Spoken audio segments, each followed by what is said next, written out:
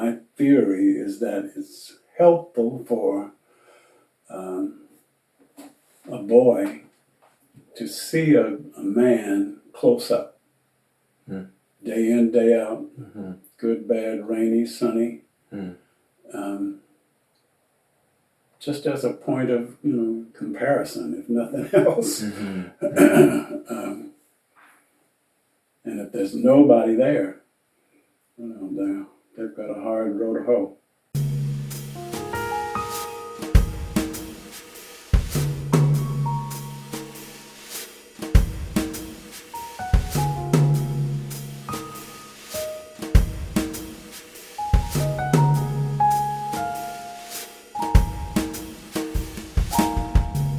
Early memories. I'll start with that. Okay. Probably the earliest memories I can dredge up are two, maybe three.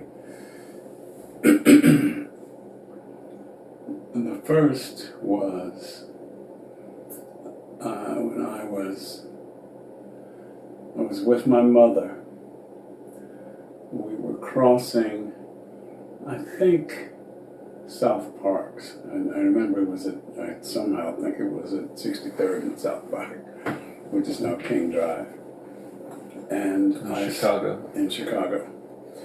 And I stumbled. I'm guessing I was 3, maybe, something like that, 3 or 4. And at that time there were streetcars with tracks, going down the middle of the street. And that may be what tripped me. I don't know. But I fell. I was holding her hand. And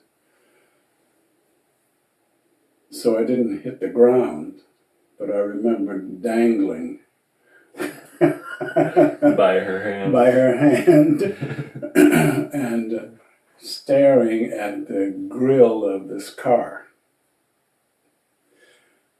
which had apparently stopped for the light, and we were crossing in front of it. But then when I fell, that's what I ended up looking at. And I just remember thinking, to the extent I could at that point, that how close I was to being crushed by this behemoth. That's one. Okay. Okay. The other was when I was, 4 or 5, maybe 6, couldn't tell you. And it must have been somewhere near Christmas or my birthday, because I had gotten new cowboy boots. Sweet. The hitch was they had heels, which I was not used to. Oh, wow. And I had, it seems to me I had put them on upstairs in my room, or in our room, really, because I used to sleep in the room with my grandmother. And I was coming down the stairs and tripped and fell all the way down the stairs to the landing. Yeah. Damn. It was, which was traumatic, and I'm sure that's why I remember it 75 years later or something.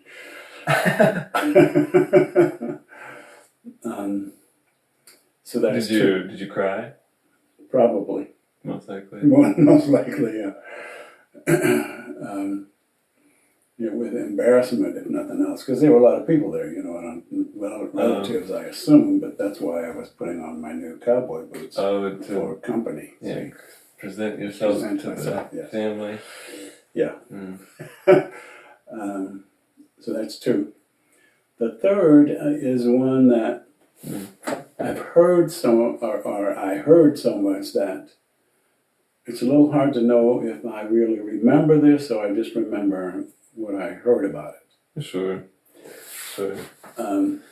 Get This fuzzy. yeah, The line it's hard to between know. such things.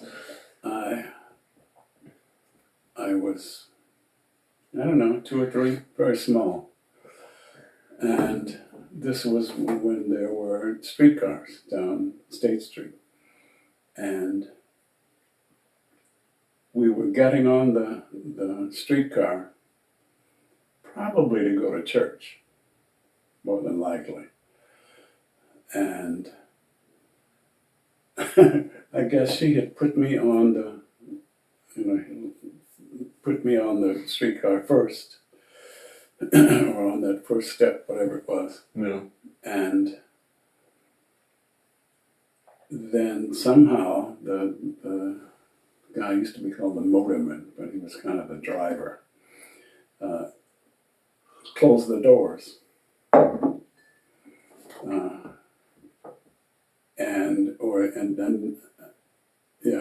Closed the doors. She was outside. I was inside. I was on board. And the story was that, and what I seem to remember was that it was her running alongside, screaming to get the guy's attention so he would know what happened. Yeah.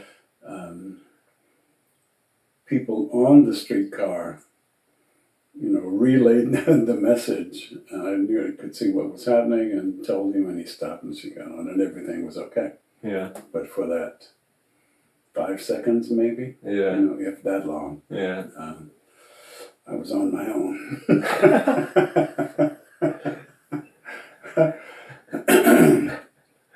Yeah, and what interests me, at least as much as anything, is that the things I remember were trauma.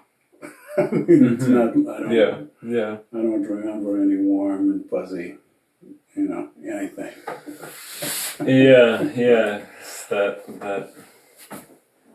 thing, that biological thing that people bring up all the time, which we're seemingly a little more bent towards threat I detection. remember that. Sure. I guess that's Absences from the norm of a goodness that prevails, right, and a well-being that prevails. What we remember is the moments where it was not. We were not well. or that's like the bias. Right. The survival bias. Right. Yeah, evidently. So those are 3 of the earliest things I remember. Uh-huh. And there are lots of others, but those are probably the oldest. Yeah. I can stretch up. That's cool. What have you thought about them anymore? Like unpacked a little bit? Hardly ever. And well, actually, probably the one I've thought the most about would be number 4, and this is just an impression, nothing specific happening. But here again, I was with my mother. This was at night, bedtime. We were sitting on her bed, and my crib was next to it. There was a walking space between the two, but that's really all. Okay. And on the end of the crib was what today would probably be a decal, but then it might have actually been a little painting of a dog. And I remember that because I've heard or heard also in the distant past that dog was the first word I said. So, right. Yeah, so it's this little kind of woven ball of a memory of associations Right. and it's this little little sphere. Exactly. Of Right. that memory. A little crystal ball. The clouds clear. I see this little dog on the end of my crib, but Do you remember what kind of dog No. it was? No. Cute. It was cute. It was a cute. It was dog. like puppy. Yeah. Yeah.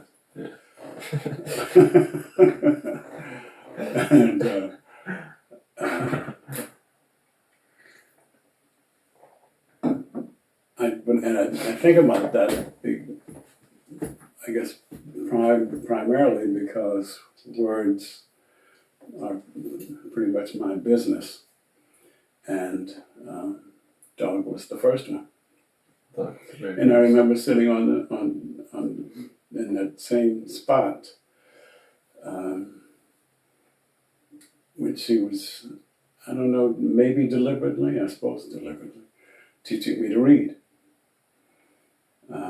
When I was maybe, I don't know, 3 or 4, she was probably reading to me, and maybe I saw the book. I couldn't say, but. And you're saying you could see that painting from that same spot? Yes. Okay. Right. That's cool. Yeah. So I don't know how all that's so that connected. That spot was that that little spot on the bed was very much foundational. Yeah. Foundational. That's definitely where the word stuff started. Yeah. Right. Yeah, and so that's where you're getting words. And it was also your first word was engraved into the scene. Sure. And I'm certain. It's like the birth of language was touched. Exactly. Right. As far as you're concerned. It's that spot on the bed. Mm-hmm. Right. Right. So those are right up there. Yeah, and I don't think about them much, but yeah, it's just from this prompt. Right. Yeah. But they're still knocking around in my head. Huh. Yeah, I wonder what it would be like to investigate them a bit more, and maybe write about them. Write about how they may have affected you. Especially how intense those first 3 were, right. In terms of just psychological impact. Yeah. You probably made some judgment calls in those moments. No doubt. Right. That was the first twist. yeah. So it might be, I'd be really curious to see what you may find I'll kick it around. in that investigation. Yeah. Yeah. Yeah, and especially because those are the first ones that come up. Mm-hmm. Yeah. Mm-hmm. Well, one of my first memories was also had to do with dogs. And it's one that I've got a couple memories that pretty much always, when I think back, they're the first that come up for years. They're the first 2 that come up. And they're both dog related. Some dog mojo in the Porters. Right. The Porter Right. world. And Yeah, and both of them, I'm not sure if they're. Yeah, I don't know if they actually happened or if they were a dream kind of thing. But as far as I'm concerned, they happened in some fashion. And one was my earliest was me, baby, probably like I don't know, still sitting most of the time. Okay. So 1 or 2 or something. Yeah. Sitting in our living room, which facing the front door. So that basically accounts meant for those listening. Mhm. On either side of me, the front of our house was a long hall, horizontal hall of sorts, and with the front door in the center. And so I was sitting in front of the front door, and to my left and right, there was basically a hall that extended. And I was just sitting down, baby style, and I remember this is really like warm light, like maybe it was morning, kind of a morning glow coming in, and there was just a bunch of puppies running around. And my sense was that it was that brief moment of Spock having puppies. Oh, right. Our childhood dog. Right. And he one time, I think it was got out and impregnated a neighbor dog. Is that how that? No, it was actually on a walk in Worth Park, because that's where we used to walk him all the time. Okay. And most of the time he was off leash, because it was a long time ago and nobody cared, and he was a well-behaved dog. And he found this bitch who was ready. And the guy who owned the other dog saw them. We both saw them in the distance, but there was nothing anybody could do. He was very fast, and they got locked together, just like they're supposed to, And with the might of evolution, exactly, holding them together. Right, everything in the universe was holding these two dogs together. And we got up to them.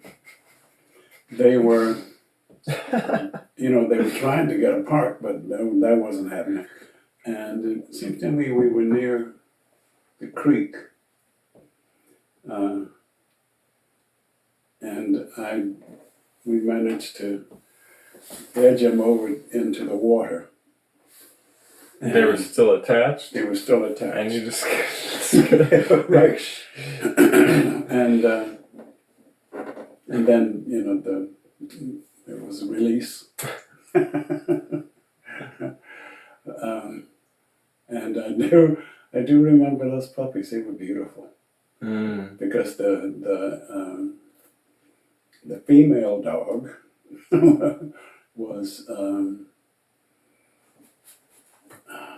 Samoyed, I think. I think that's right. Samoyed. Yeah, it's like a husky. Okay. Like a not as big as a Malamute, but smaller than that. Okay. But the same general configuration and Wolf-like. long hair and kind of wolf-like. Cool. And interestingly colored.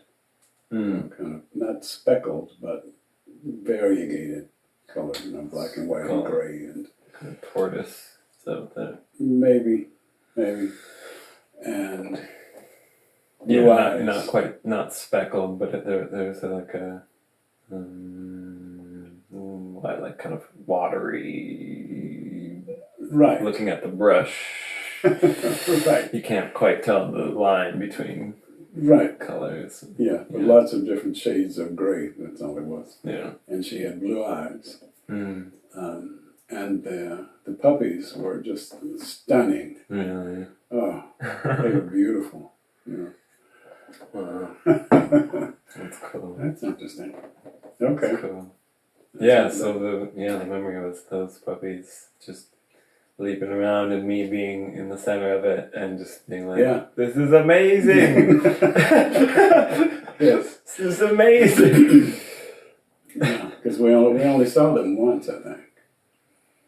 Yeah, and I was, I think we were, I don't know whether Janice was or not, but I was certainly tempted to get a puppy, but we had enough to do with 3 children and 1 dog was plenty. Part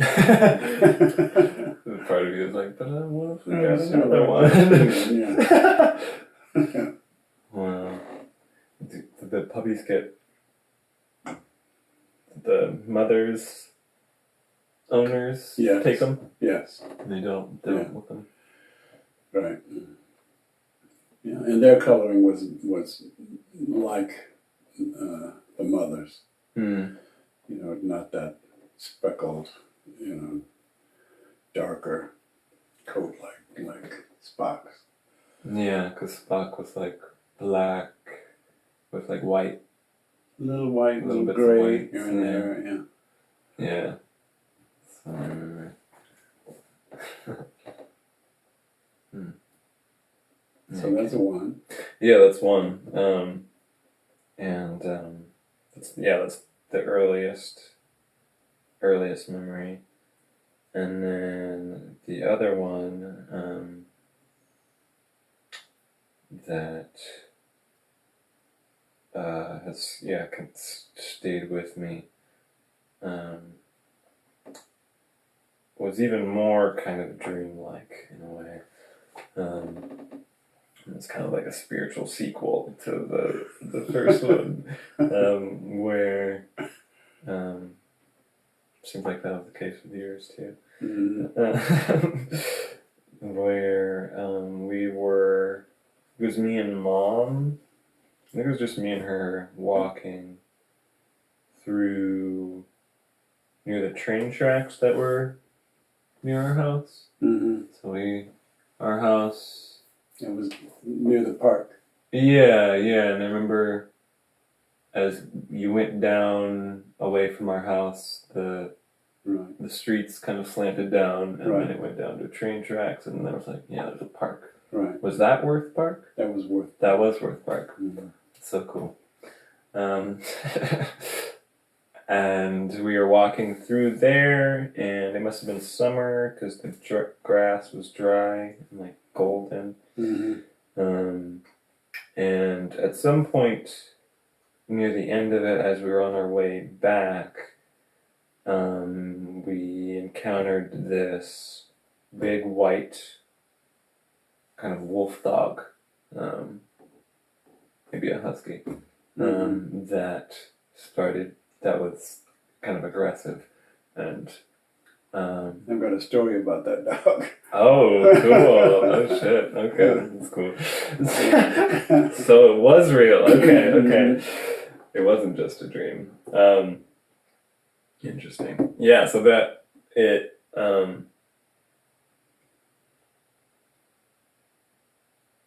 it was at least barking at us, and I feel like it began to chase us a little bit. And we scampered off. And in my memory, I just remember, fear, running, and then at some point looking back, and then it was just gone. Yeah. And that's the dreamy part of it, where I'm like, I see. Were you there? Like, is this a dream? Right. Don't know. But that dream has stayed with me, and now has been kind of a sort of an association with like early fear in my life, and I've had this kind of growing mythology around dogs and wolves. That kind of centers around that, and the wolf being this kind of symbol for me of kind of the predator, and the predator within, and and yeah, and I also want a white wolf one day. Right. Balance. And yeah, that will be like this real achievement of many sorts. Right.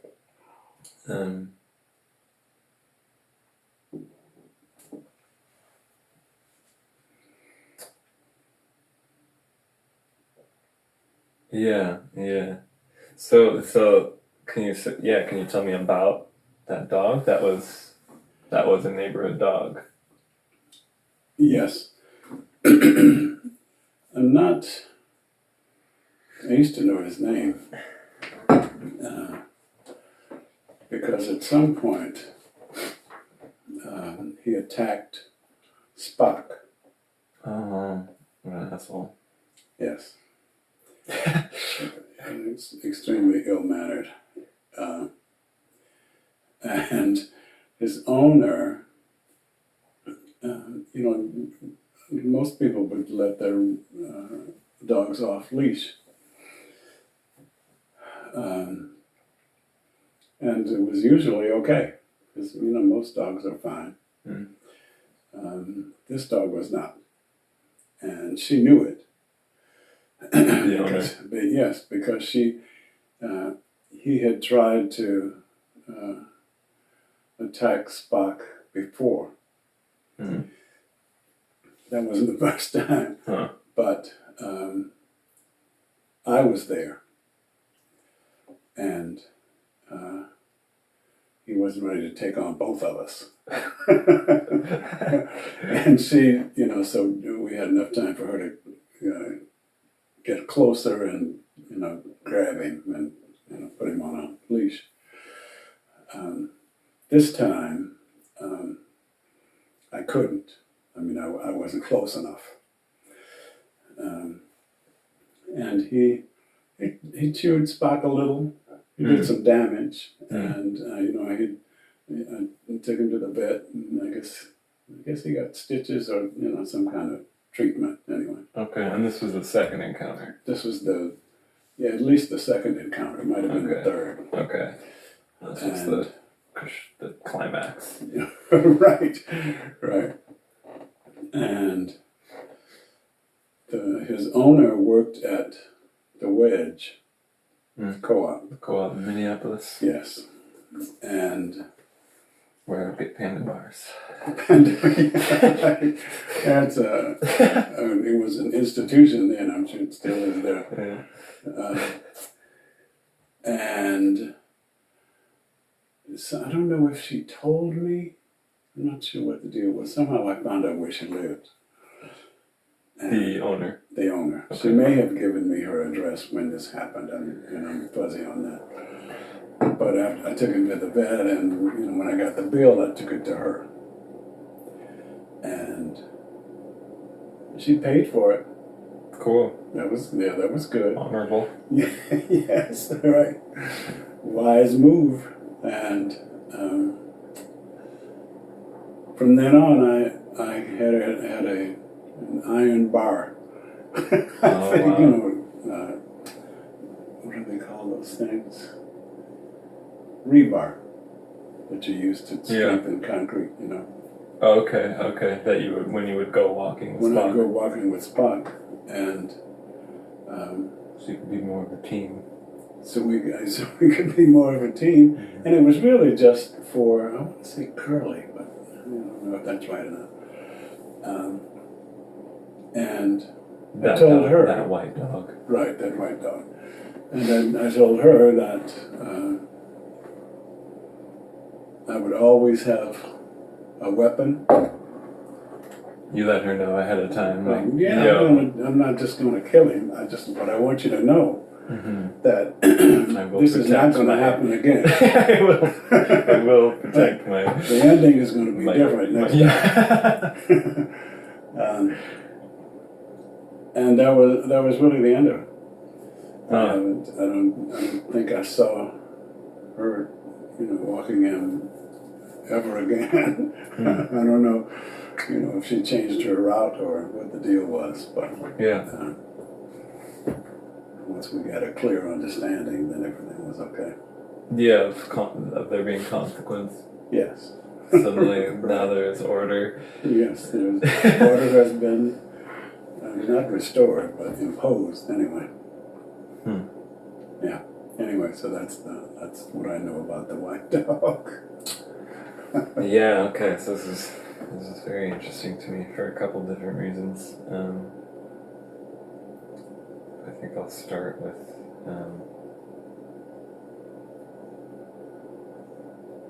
the dreamy portion first, and then I'd like to talk about that perhaps that protective element, and how big of a moment and like what that did to the whole situation. But the dreamy moment within that is hearing that is really interesting because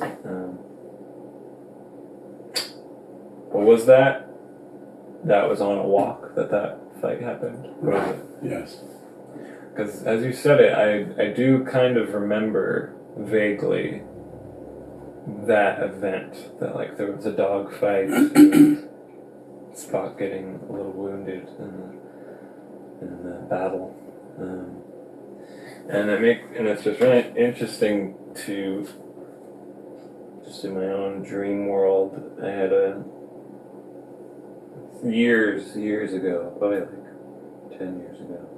I was having a lot of wolf dreams, and one of them was like where I was at. It was nighttime at our 16th Street house, and I feel like there were a bunch of black, kind of wolfish dogs, but they were more like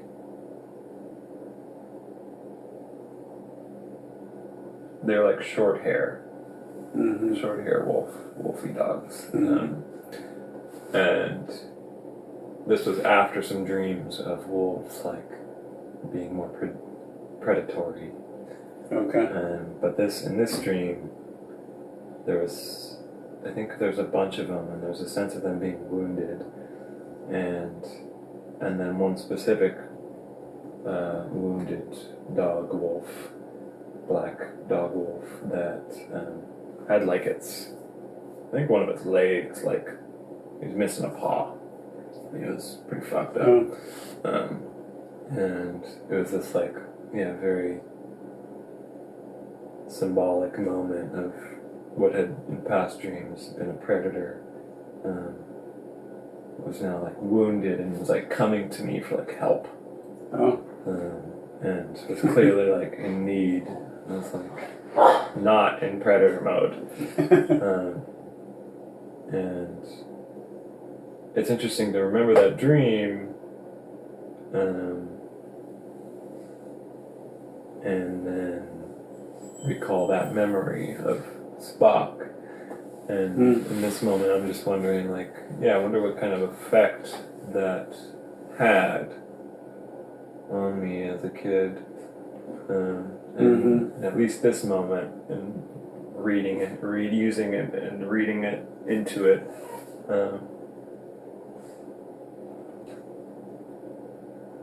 I suspect that was a pretty intense moment of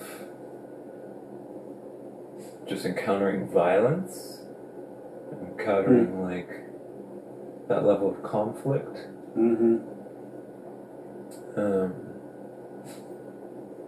That I hadn't before. And Mm-hmm. yeah, and perhaps that event kind of, and that dog, Curly, like the Curly and Spock dynamic may have like kind of been the seeds for this kind of mythos Could be. in my life. That could easily be. Yeah, and and now I remember a time when Curly attacked me, Okay. and you were there. So this is just getting increasingly I know, interesting. because I was on my bike towing the trailer, Okay, and I was in back. and it was probably you and Joe, you know. And This was a I little got bike off. trailer that you had hooked to the back of your bike. And Right. Joe and I could fit. Burley, yeah. Barely, that's right. And and I was, you know, the arrangement was fortunate because I was able to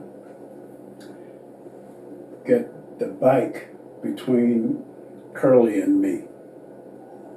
So he couldn't get to me because I've got a bike with no kickstand and two little boys in a trailer. So Yeah. my hands are Use what you tied. have available. And the bike worked, and then she came up and you know, got him, and I remember that's when I told her, if I see him again, if he comes at me again, you'll be missing a dog. Yeah. Okay. Okay, so the Spock encounter happened. Right. And that was its own thing. Right. The Spock And then- encounter was before that. Before that, and then this even closer encounter with you have your Yes. dog child and then you Right. have your child. Yes. And it's like, and there's the line. Yeah, exactly. Yes, it's very interesting. It's intensely interesting. Yeah, this seems to tie into So much. a bunch of stuff. So much, yeah.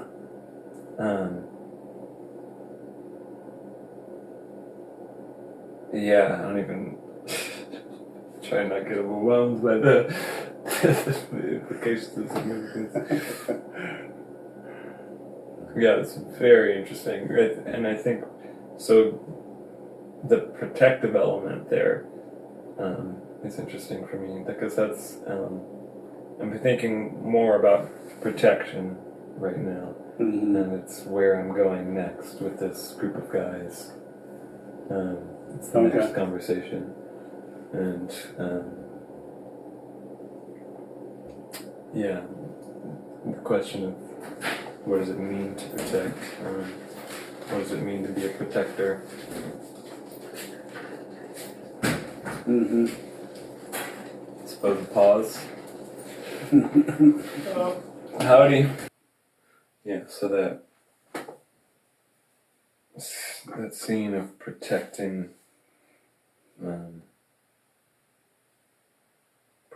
it's really interesting to me.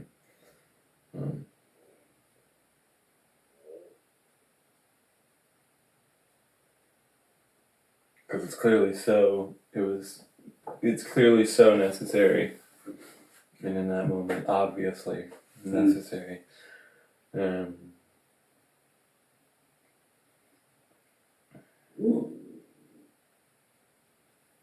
And protectiveness, for me, there's this question of like, where does it belong?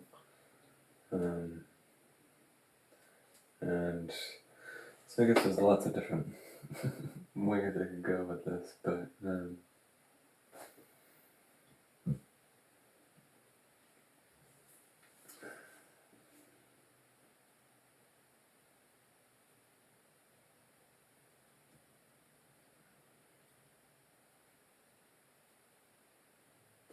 Well, that's interesting.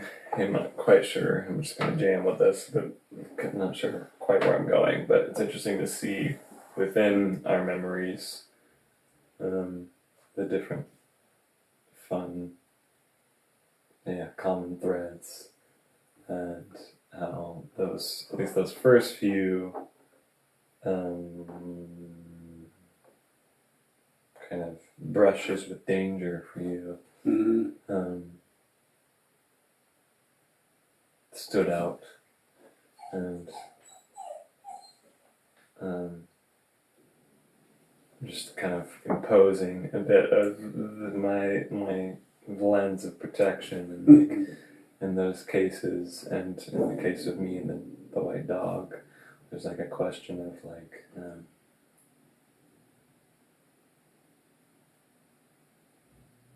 who is protecting, who is the protector here, in face of this danger? Like, how do you respond to this danger?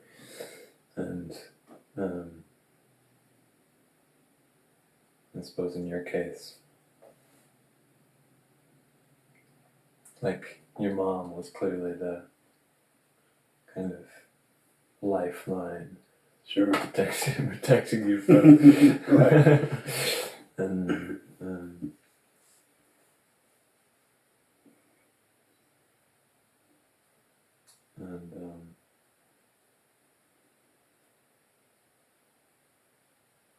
but I guess in the like train scene, there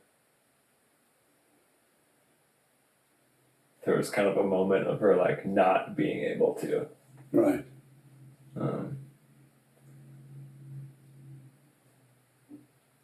Yeah, which was kind of the feeling for me with the white dog. I didn't. Mom was just there, and we were both trying to escape.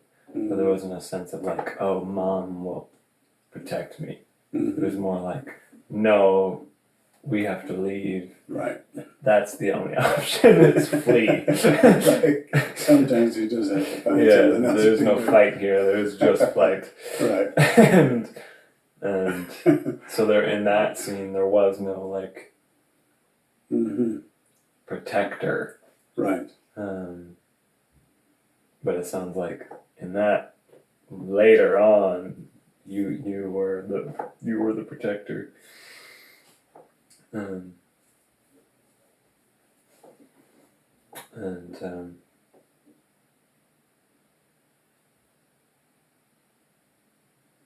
Yeah, I'm not sure exactly where I'm going with this. I'm just generally curious about like, the role of the protector and where that belongs. I don't know. Yeah. And I was, and have been surprised more than once at how kind of natural it has felt for me to adopt that role. Okay. It's not something you have to like decide. You don't have to decide anything. It's more of just allowing it to occur. Yeah. How far this will go? That's the question. Right. Like when, and this is part of it. I mean, I can think of 3 instances, I guess, when I was thrust into that. One was when some miscreant stole your bike. Yeah, that was the other memory. Yeah. Yeah. I guess I should tell it. Yeah, so basically right out front of our house, there's this, we have this little hill, community area, that was mostly, like, most of my associations with that hill And the whole neighborhood was of safety. Yes. Besides, like, these two events, and then that one time Jeff got jumped. And then it was just, like, very, very, very safe feeling. And then these specific anomalies that were like, what the How did that happen? where did that come? Yeah. Yeah. Snakes in the garden. So yeah, basically just right out front of my house, just on my back, and I think these two kids came up, a little older than me, not much, but good enough, yeah. Two kids, and they're like, "Hey kid, you got a lighter?" And I was like, "I'm a child." Yeah. I was like, "No," and then they're like, then they proceeded to probably said, "Yeah, give me your bike," and basically just physically took me off of it, and then stole it, and then I was just left there, just like, well, shit, dang it, Yes, damn it, and yeah, it was definitely very stuck, stuck, because it was such an anomaly for that neighborhood, and it was just out of nowhere, just like broad daylight, middle of the day. It was cloudy, so it had some of that going on. Sunny day, I don't know if that would happen. It would go down. No. But that inspired some protector yes. energy in you. Evoked the protector in you. And I remember, and I mean, it was, I don't know if it was increased or not, but the same thing had happened to Jai some years before. Bike stolen. He had his bike stolen. Mm. Pretty much in the same way, as far as I can tell. And that time, I rode around the neighborhood. And when my bike was stolen. Both of them. Both of them. Right. And when it was Jai's bike, I rode across. What was that street? Plymouth. Where it was on the Wasn't paying too much attention at the time. Yeah, I know. It was across the street where Lincoln School was, over in that other kind of a different neighborhood. Okay. And I saw the guy standing on the sidewalk talking to his buddy. How old do you think he was? Teenagers? Barely, maybe 13. Okay. Something like that. And learned to handle testosterone yet. And he was standing there talking to his friend, and I rode up and said, "You stole that bike. I'm taking it." So he tried to, bluff me. I said, "No, you don't understand. I'm taking this bike." I said, "Where's your daddy? I want to talk to your father." Yeah. And I say, this is I subconsciously, I knew that's unlikely. That you'll be able to talk. That I'll be able to talk to his father. Yeah. But I said, I want to talk to you. I want to talk to your father. Mm-hmm. He said no. I said, give me the bike. I mean, I didn't grab him. I grabbed the bike. And I said, this is what happened. That's all. You can tell anybody you want to. And I rode back with, the bike. You see bike thieves doing that all the time. That's what I did. Right. So when it happened to you, I did the same thing. Yeah, I remember riding around with you. Yeah. And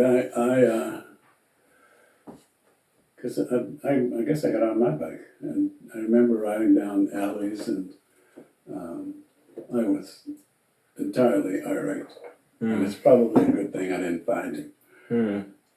Because it had this second encounter. Because it was the second time. It built up a little bit. Yeah, it's not good. And I mean, I wouldn't ordinarily grab somebody else's child. Yeah. But it could have happened then. Yeah. And of course, none of that happened, and you got a new bike at Christmas, and it was okay. As far as I had done all I could anyway. Yeah. But just in terms of protection. Yeah. There was another time when you guys were playing out front, and Joe, somebody came and told me, I think. I don't think it was you, some other little person, and said that somebody was picking on Joe. So I came out, and there was a little boy, quite a bit older than Joe, but Joe was about 5, I'd say. Yeah. And the little boy was 8 or 9, and he was on his bike, and on Joe's bike. No, he was on his own bike. So I'm not sure Joe even had a bike at that point.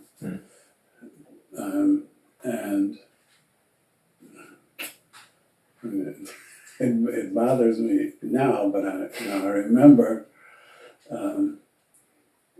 he was straddling the bike, standing, and the seat was high enough to hit him in the lower back. Just standing there,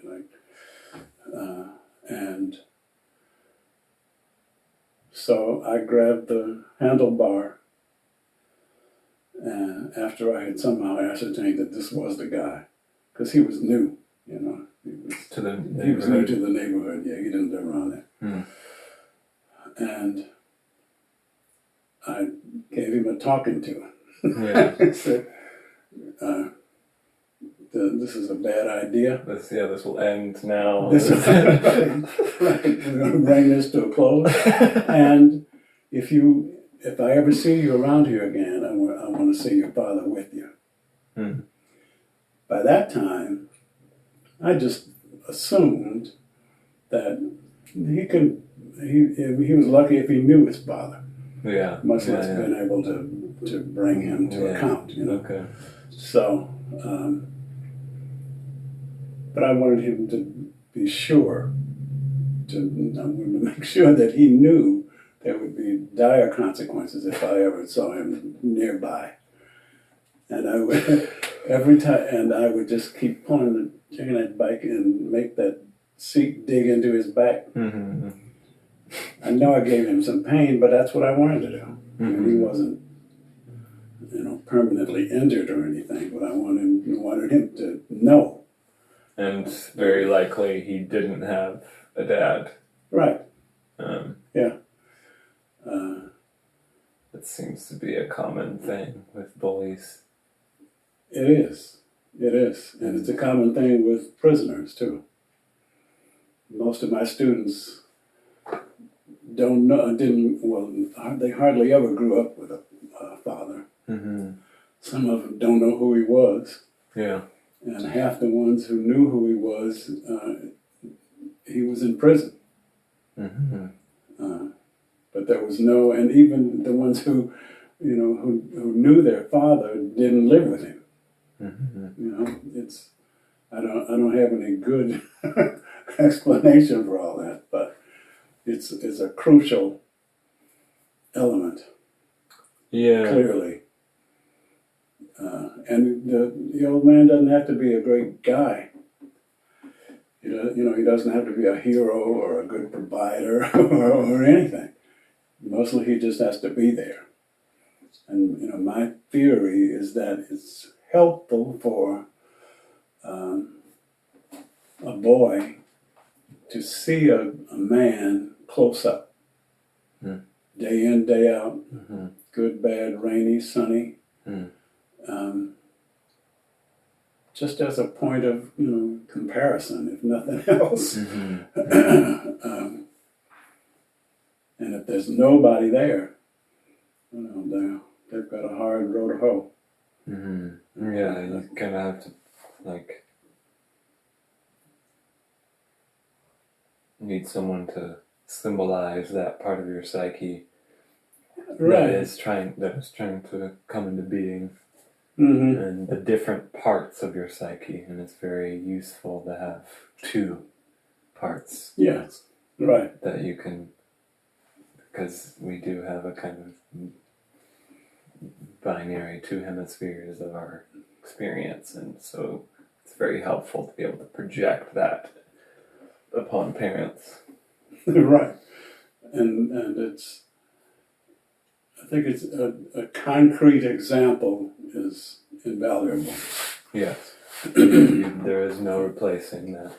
Right, apparently not. Which is why it sounds like, you'll find it somewhere. Whether it's like gang or like an older peer. Right. You will find it, or like someone. Yeah, it's a void that can't remain unfilled. Right, something's going to fill it. Right, and it can be anything or almost anybody, for that matter. And you mentioned gangs, and I think that a major attraction seems to be that it's some older guys who at least say they like you, and that you can look up to, not real far up, but a little, and I've heard gang members talk about the love that they felt, from these other guys. As long as they met the standards. As long as yes. And sometimes before they get, jumped in or whatever the ritual is, because there's always something you have to undergo. But it's that love that makes them go through it, that makes them put up with it, or lets them be beat down and glad about it. It's now they've got a connection with respectable men in that context. Yeah, and it's interesting to hear you say that it's rooted. It begins with a kind of love and a welcome and acceptance, and that's what then leads them to go through whatever's necessary to continue that. And I didn't know or feel any of that when you guys were coming along. This is all, because I didn't know prisoners until 8 years ago.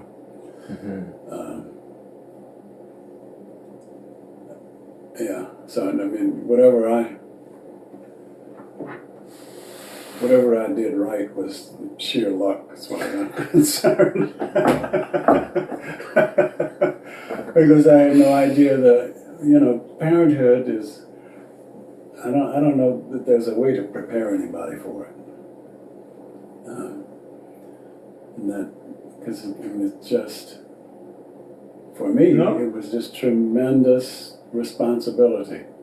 Yeah. And love and attachment and stuff that it was just unimaginable. Yeah. Before that. Yeah. I can imagine that. Yeah, there's a certain degree of it that, you just, of course, cannot know until you're there. Right. I also imagine there's got to be ways of preparing people to be parents.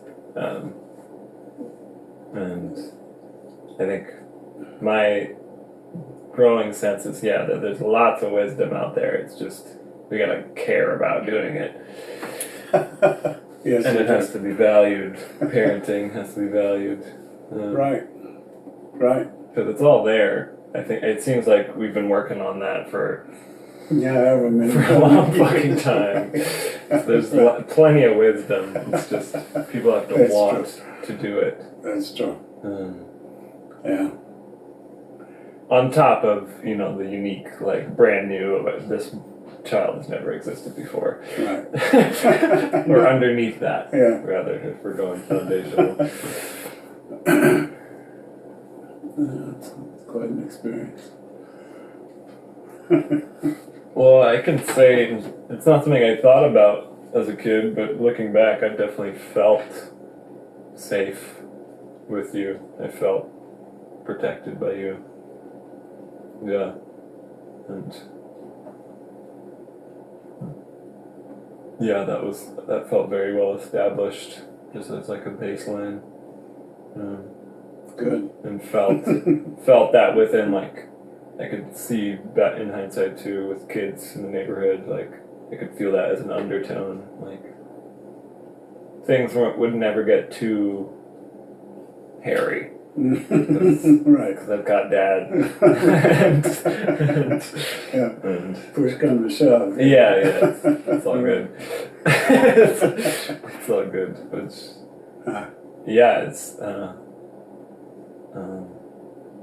priceless. Yeah, and part of what I'm thinking of in terms of, like, so that kid who's bullying younger bro,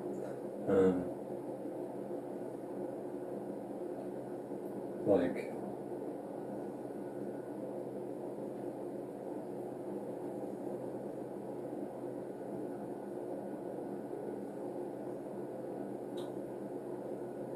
so in that moment you were kind of protecting Joe, and the assumption is that that kid probably didn't have a father or much of a relationship with his father. Right. Probably a good guess, based on the data. Right. Yeah. And it makes me think that so he had never encountered, probably, and who knows, this is all conjecture, but, like, it seems like a general common thing. But he may not have ever encountered a protector before.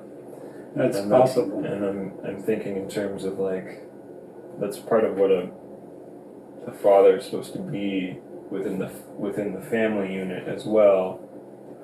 Traditionally, is like, he is the protector. He protects the family from outside threat, but he also protects the family, like, from inner threats, and, like, holds standards, and protects the child from doing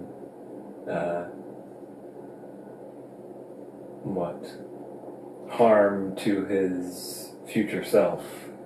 Right. And protects the integrity of the family. Right. By being a kind of immovable object when it comes down to, like, elemental principles. Right. When all else fails, you can count on me. Yeah, as to be just a wall if necessary.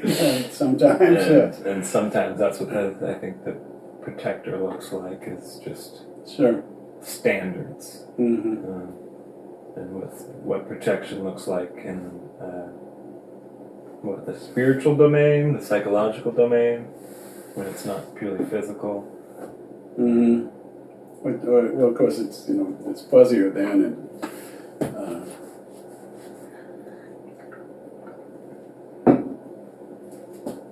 that's when you run into just do as I say. You'll understand later why all this is important. It doesn't. I know it doesn't hang together right now, but You got to trust me on this one. Yeah. You know, don't put your hand in the fire. Mm-hmm. It's not going to turn out well. Yeah, which can clearly be abused. Sure. It's not all fire. You know? Yeah, and you're not sure why you're saying that. Right. Yeah, it's tricky. Yeah.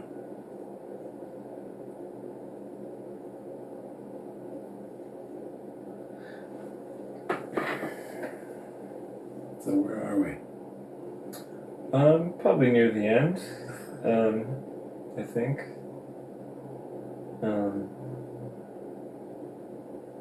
I'm thinking of a memory that's kind of within these themes, Okay. which was a situation in which I had to protect myself, which was like 3rd grade or 4th grade. It was 4th grade, and This is Parkview.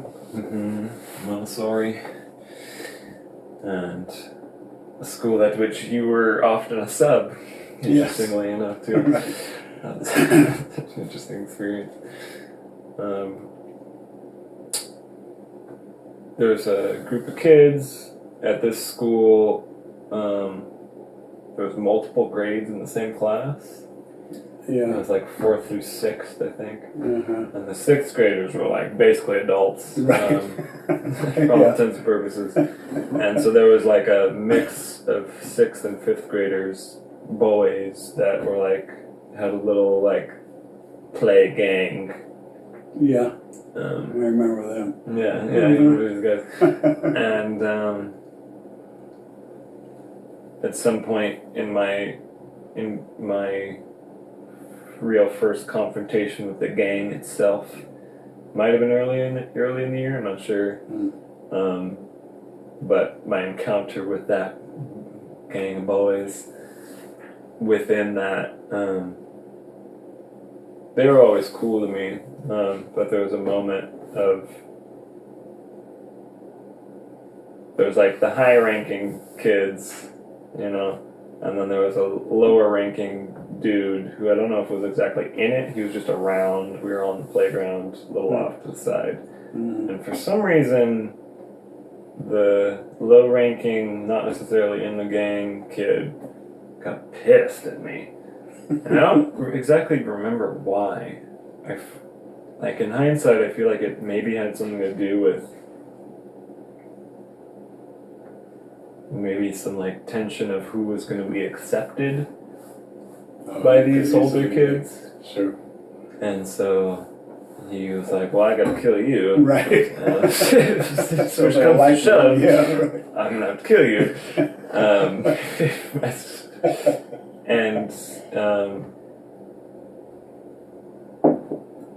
And there was like some little bit of lead up, and there was like a fight brewing between him and I was like, "What? When did this begin?" and I just remember a moment of him like trying to, he like tried to like drop kick me. He really went on like a thing, like Yeah. really went out. Like it was something he saw on TV. Yeah, there was like a synthesis of things that were being expressed in that moment. And I just remember a moment of like still being like, what the hell is going on? And just doing some sort of like swipe, and like he basically just fell down and just like knocked his leg out of the way or something. Yeah. He fell down, and it was like this really big moment because like these older kids saw me and were like, all right. Well done. Triumph. Yeah, and for me, but it wasn't a triumph though. It was very confusing at the time because I was just like, I bet. I wasn't at all trying to fight him. It was like a child Aikido move, and Just I was like, some little Tai Chi. yeah, I was like, well, I don't want that. that's all. I just don't want that. And then and then that got me in, which was worked out for my experience of that year, having those guys on my side. Sure. but it was really one of the only times I've had to like, yeah, protect myself. Oh.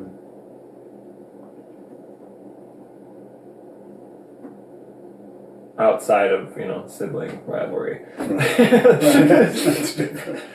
But it's only, yeah, it was one of the only times I had to protect myself, and it was, yeah, it was a strange experience where like it was just necessary. It wasn't something that I needed to like. It was similar to how you were said it just comes up, it arrives as needed, and then you decide how far it goes. But yeah, for me, it was just very simply like a not wanting it to happen, and a kind of calm, which is interesting. Was part of what was interesting about it. It was very much this calm, future Tai Chi Ade that helped me do the thing, and just see him on the ground, just like. We good? Like, is this over? Is this over?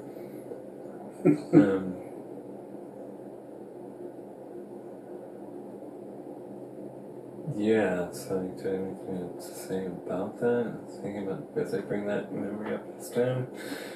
So what was your relationship with him after that? Do you remember?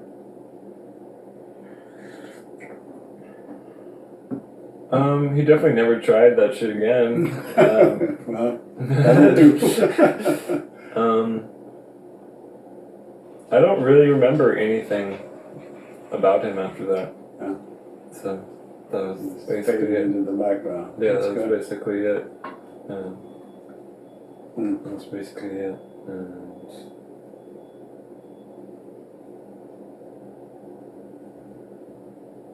yeah, and as far as protective incidents, I think that's it was a good one. It was a good one. I think that's generally how a lot of those situations ought to go, and possibly could go. And that's the kind of, yeah, that's the philosophy behind things like Aikido and Tai Chi. Like, Sure. The best way to protect yourself is this combination of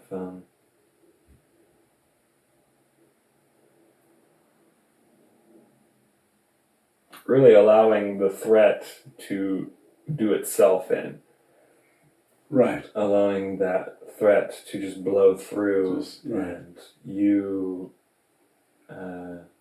through practice, develop a structure of yourself that is able to adapt to the situation. And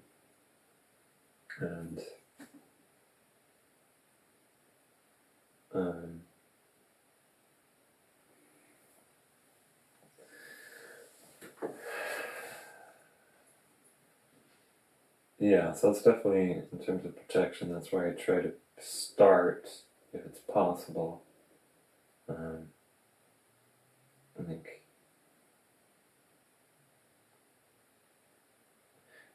yeah, starting out with the threat.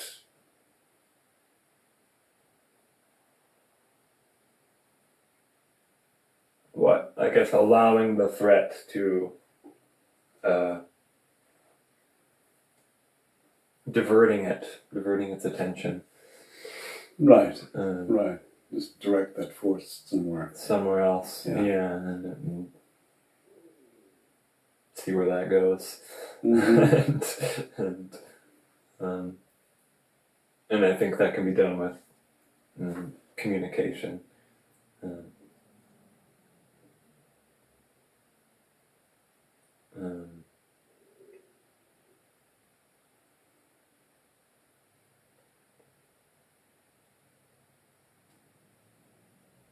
Yeah, in the art of not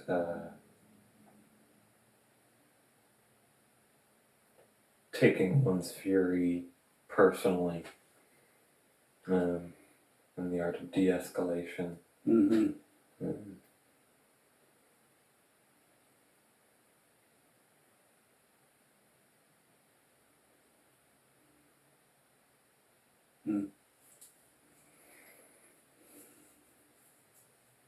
So okay, so now I'm thinking in terms of and this, and maybe you may end personally, but I'm thinking in terms of one way of protecting is being able to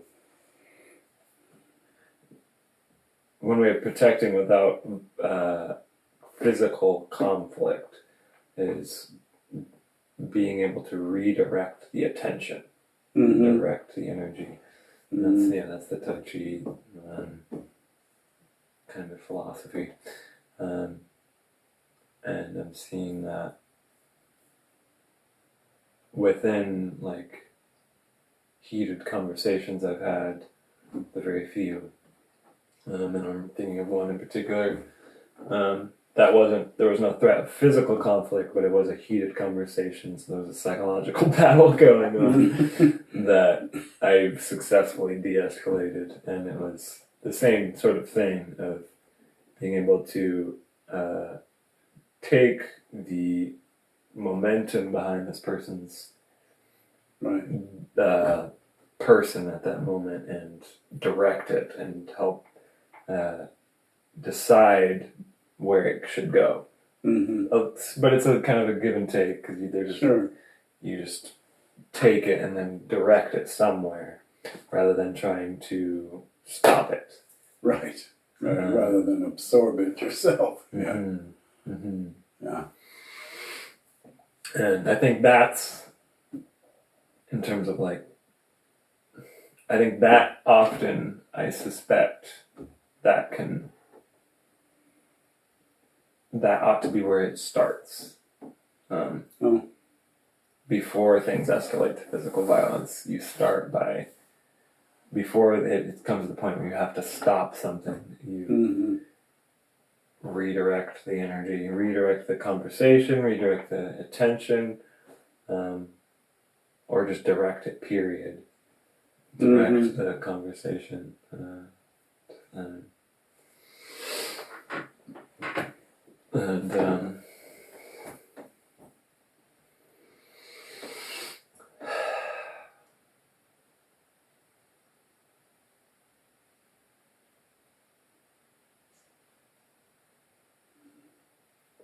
Well, that's part of like the ability to listen too. I think like it requires an ability to listen. Yes. To someone in order to really de-escalate something. Hear them out. Guide their focus through like questions.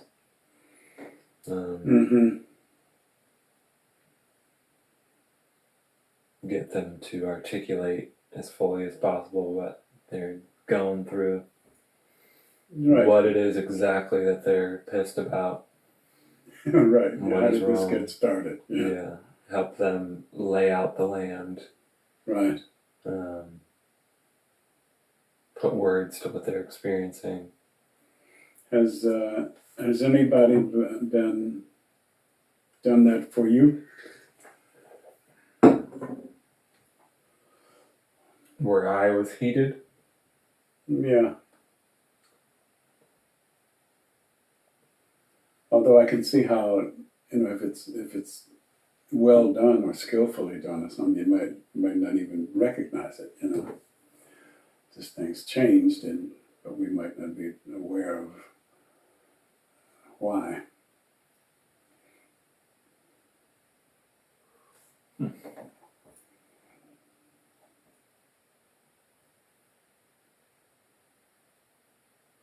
I mean, I'm sure it happens, like, in little ways. Mm-hmm. Yeah, it wouldn't have to be major. Yeah. And ideally, it would never be major. Yeah. Somebody could detect and has the sensitivity to, to work with the energy when it's still psychological. Mm-hmm. Yeah, I mean, not yeah, in tiny ways, but it's hard for me to think of. Um,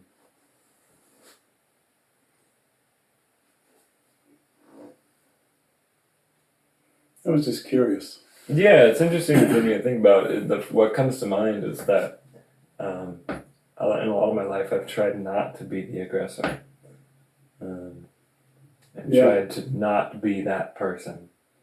Yeah. Which I've also taken too far in some ways, because trying to not do something only goes so far. Right. Right. And yeah, it's a little like, not asking for more. mm-hmm. It's okay. Yeah. Mm-hmm. Yeah.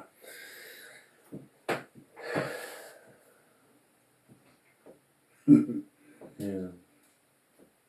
So I suppose I could, I could be a little more wild and allow other people to flex their protective skills. See what you got. Yeah. Yeah. It's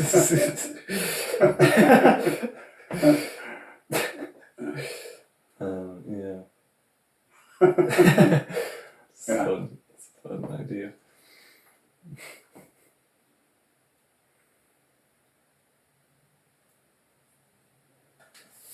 Mm.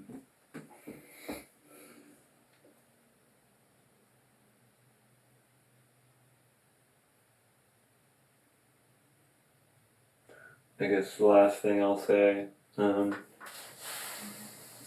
just gonna also trying to do some research here, is see what you think of it.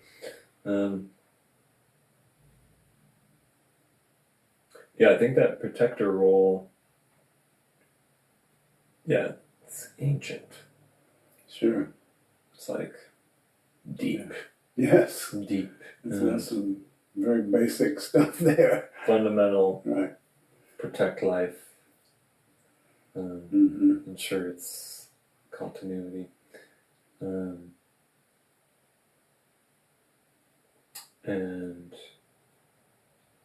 for most of history, man has been the protector of the situation. And I've been thinking that we live in a time that's physically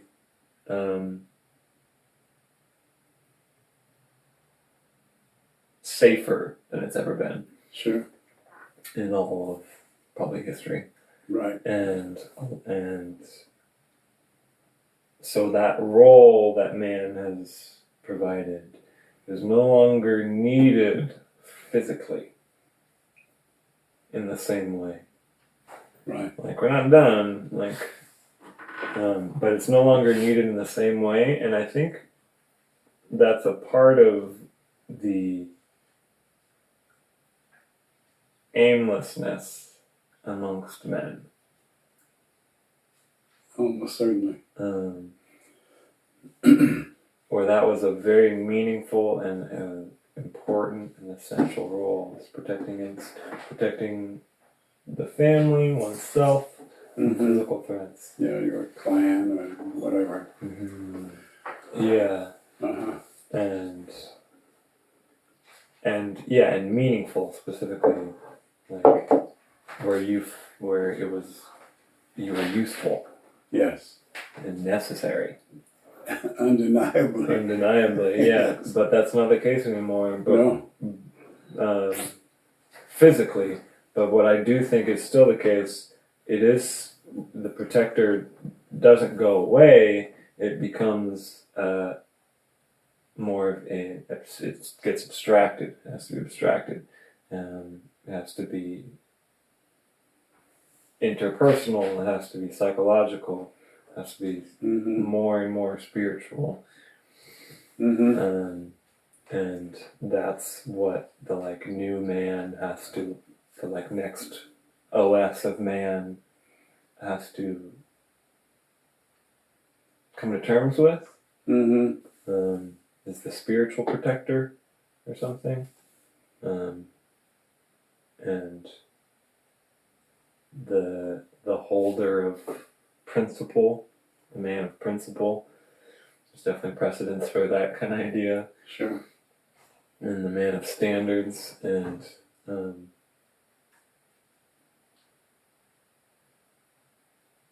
who protects the vibe, Right. who protects like integrity of the vibe, the integrity of like the quality of the product, Sure. quality control. That seems like that's another protector role, and quality control across the board. And that's still just as important, it's not just as necessary, but it's more of an internal experience, and Right. that's part of, I think, what the new development of man has to involve.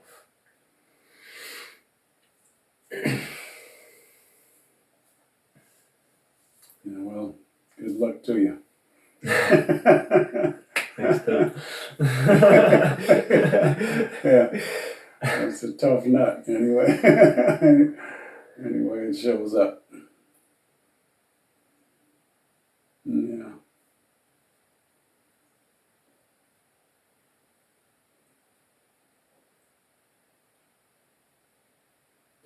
Yeah, I guess I can say a little bit just for me.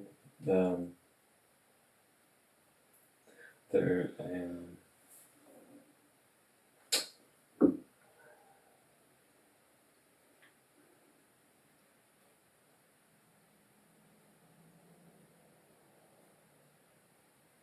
Like protecting my time, protecting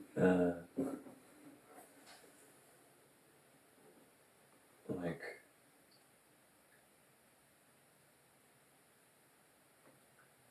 the quality of my experience. Yeah, quality control, I like that as just a general kind of base association with protector. Quality control, and like not protecting from like necessarily beasts and things, but there is a kind of you have to protect it from what?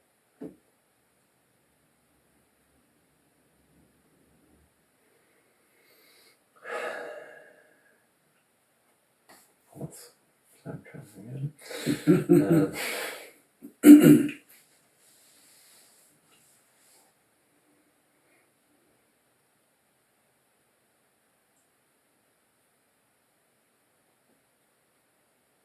Yeah, it's tough. Well, yeah, or I can, because yeah, it's a whole big world of things and of thought. But one thing I can latch onto is just energetic protection, and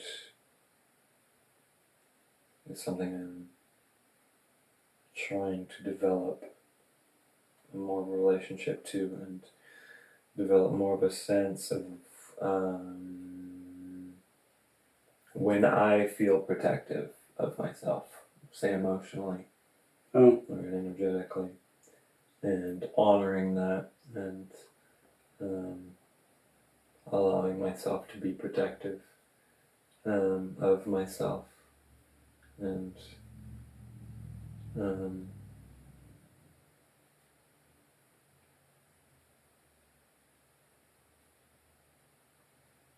yeah, because there is just a like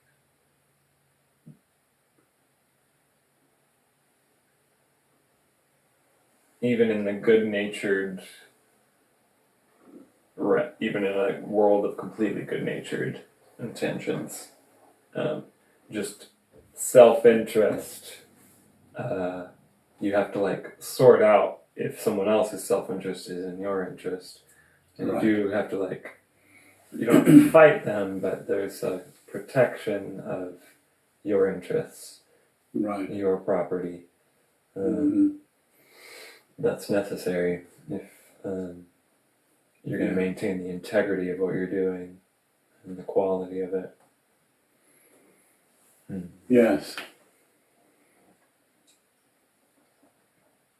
And of course, part of that is the difficulty of in knowing and identifying self-interest and recognizing it for them and ourselves. Because, and I can think of a specific example, although I will eventually. There are times when I didn't really know what was best for me. Yeah. Until it was over. And sometimes I lucked out and sometimes I didn't.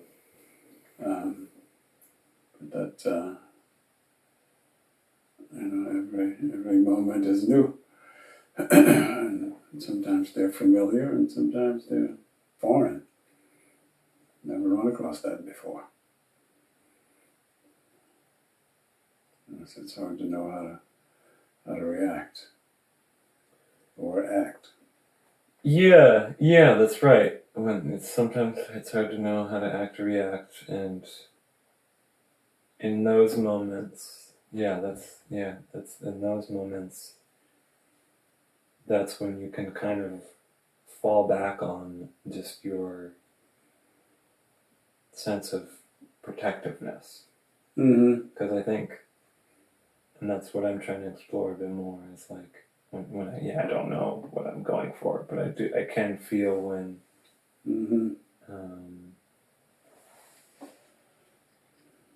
the cell membrane needs to close. Yes. Or is closed, rather. and I think that's there even when you don't know quite, you're not tuned into your desire. That is there, and the no as opposed to the yes.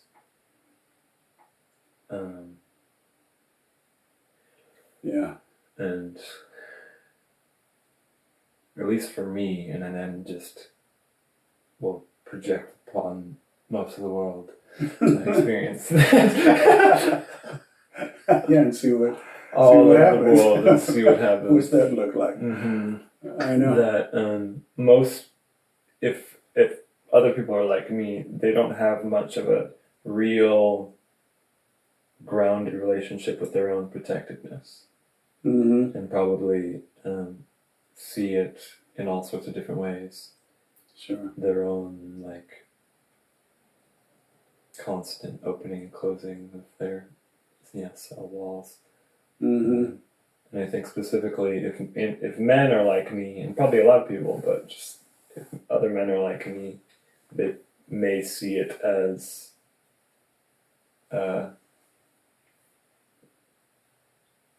their own protectiveness as weak. Sure. You could call it that. Sometimes. This. I'm still surprised at how wise that song still is, The Gambler. Because you do have to know when to hold her and when to fold her. Sure. And when to walk away and when to run. Those are fundamental decisions, we have to make over and over and over. And sometimes that decision can, your life can be on the line. Or, in your psychological life, if nothing else. And it comes down to being awake to the need to choose. Yes. And discern. And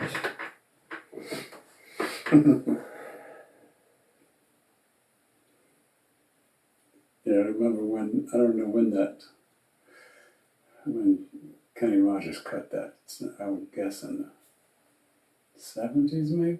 I'm not sure. But this is great legacy. It was terrific. And I remember how my buddies and I were a little sheepish at admiring this country and western song, because this had nothing to do with R&B at all. Yeah. And But he nailed it, he's right. Right. He's got We had something. to give up the props, because if you get it, you get it. So that was some very early psychological and cultural integration. Yeah, I think of for some reason Facebook's been feeding me like little rap battles, and I think of like the classic moment of like white boy spits. Yes. And everyone's like, you got a hand in the You got it. Right. I know. Must give credit where credit is due. Exactly. If there's going to be order, and that's it. Right. And if you are to, be a good person, you've got to recognize people who represent the values you espouse. Yeah. And I saw, there's a little clip, I don't know what show that he was on, with 50 Cent. Okay. And Curtis Jackson. Curtis Jackson, when he said, somebody had asked him something about Eminem. And he said, yeah, hip hop is definitely black. And I don't know if he said it was embarrassing, but it was difficult to accept that Eminem was so good.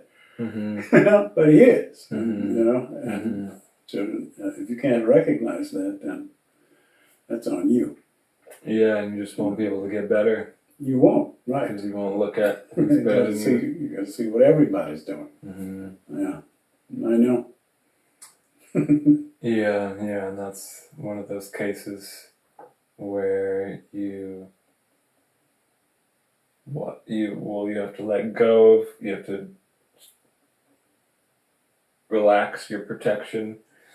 You have to Yes, relax your right.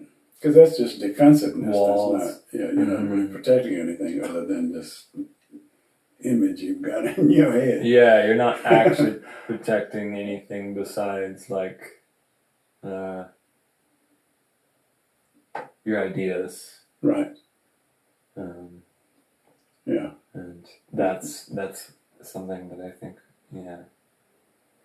that's part of the discerning faculty. You have to discern, like, are you protecting something valuable? Right. Or not? And are you protecting something that should be able to stand on its own? And if it doesn't, then you should rethink it. Yeah, it's just an idea. And if it can be debunked, then you got to accept that debunk and move on. Yeah, it's true. It's true. But it's also like it's a dance. Because on the other end, like, if it can't stand on its own, like, yes, ideally it should be able to. But if it can't stand on its own, it doesn't necessarily mean you should let it fall away. Like, if it's just like a young part of yourself that does need your protection in some way, and that's just it's a nuanced back and forth.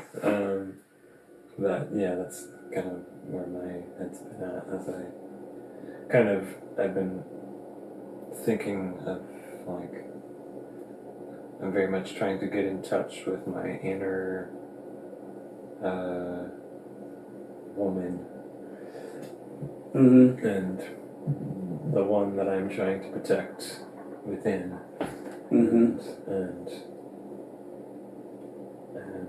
in light of my own seeing my like protectiveness as weak at times, trying to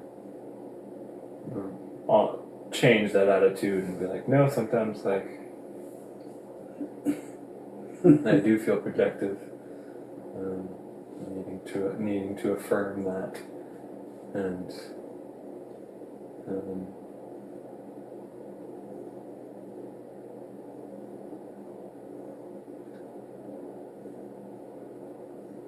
yeah, which I think is just some like new age kind of distortions I've adopted along the way about needing to be open. And still have a little bit of that. Like, yeah, and if you're not open, then like something's wrong. And, like it's because you have like some like distortions about in your psyche, and something has to be like worked out, and just kind of growing weary of that kind of attitude, and instead trying to go with more affirmative attitude, like when I feel protective, like got it, inner woman is speaking, she's not feel good with this, then we're like going somewhere else because I'm on her team, right. Fuck you guys. Exactly. Yeah.